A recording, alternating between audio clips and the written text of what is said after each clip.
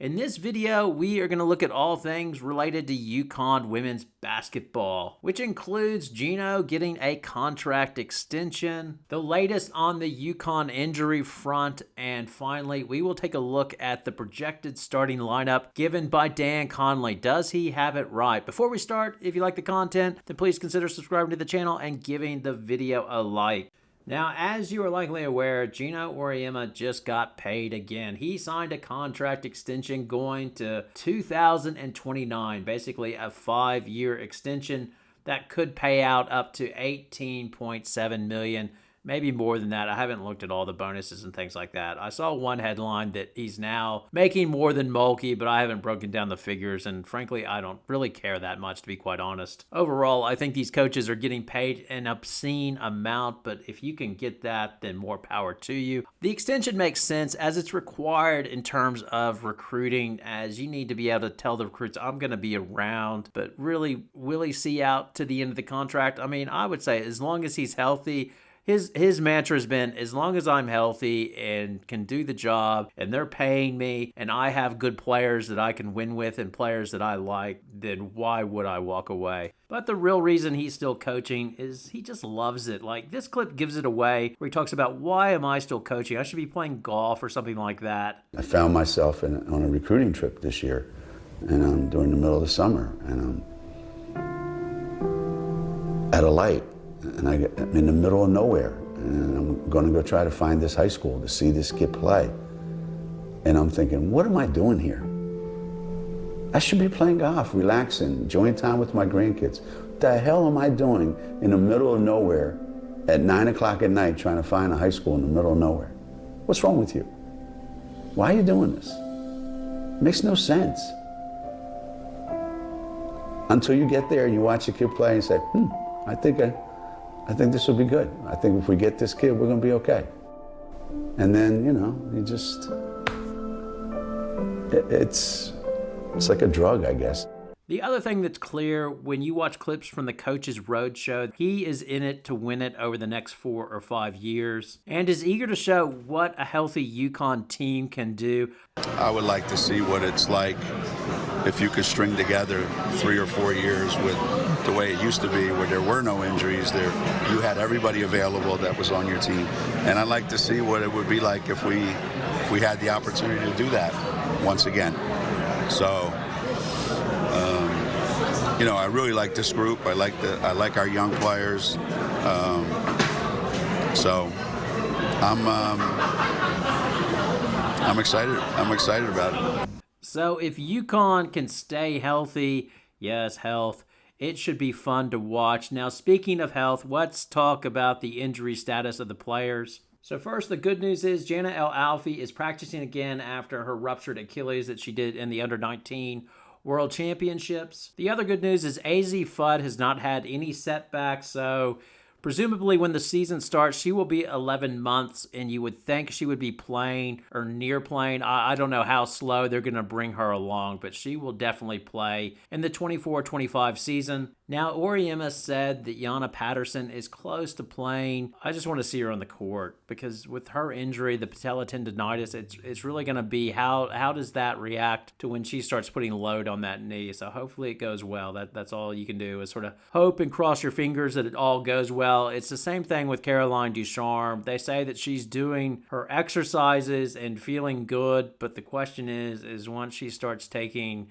the physicality of just playing basketball and even jogging and doing impact activities, how is she going to hold up? And I don't think anybody really knows, and everybody's just hoping for the best. As well, there's no firm timeline for Aubrey Griffin. They will reassess her in October and sort of work out a return to play timetable. Now, the last injury is a new injury. It's Morgan Shelley. She apparently has a hamstring issue, with Auriemma saying Morgan's been working out, and then she did some individual workouts, and she had this hamstring thing back in high school, so we're kind of having to take it slow with her.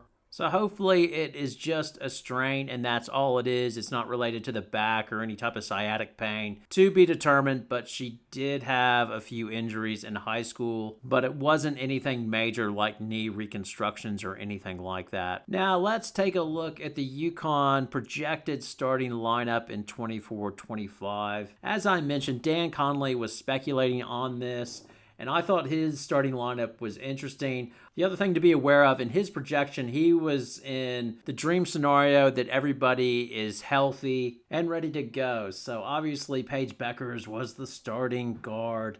Alongside her in the backcourt, he had Caitlin Chen as long as she adjusts to UConn life, and AZ Fudd. He said certainly she would be a starter if she is healthy. Then in the front court, he had El Alfie being the starter over Ice Brady, and as well for the final piece, he had Ashlyn Shade beating out the other contenders like Carolyn Deschamps and Griffin, and yeah, so that's his starting lineup. So it'd be Beckers, Caitlin Chen, AZ Fudd, Ashlyn Shade, and El Alfie. Now, it is all speculation, but I just don't see it that way. I think the front court, first of all, I think it will be El Alfie and Ice Brady. Geno Auriemma has been talking up El Alfie. I want to see it on the court. I'm a bit concerned about this and seeing if I'm going to be taken for one.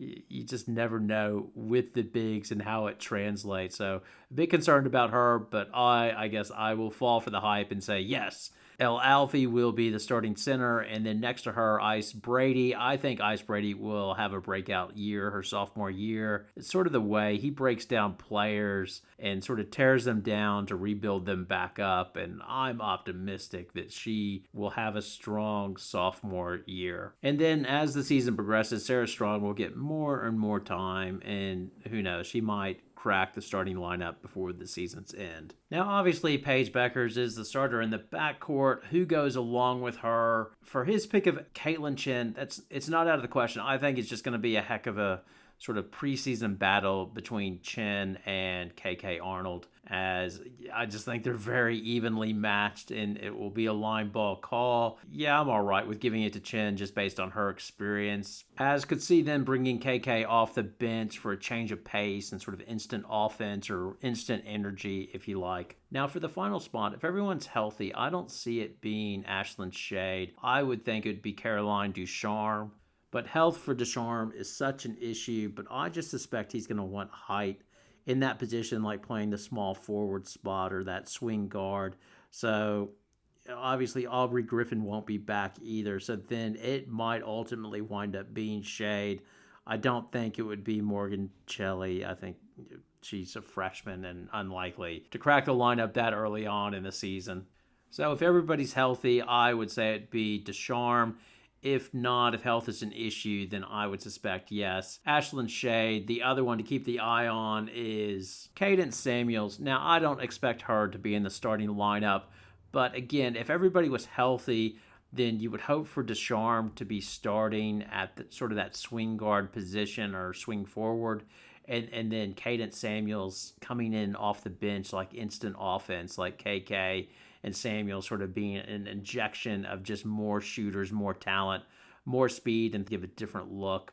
So again, it's early, and this is probably wrong, but yes, I have El Alfie, Ice Brady, Ducharme. Hopefully she is healthy. Caitlin Chen and Paige Beckers. And then coming off the bench, I have KK Arnold, Ashlyn Shade, AZ Fudd, and Cadence Samuels. My God, they have so many players. It should be fun to watch. The training camp battles or preseason battles should be interesting to watch. Thanks a lot for watching. Let me know what your starting lineup is. Have a great day.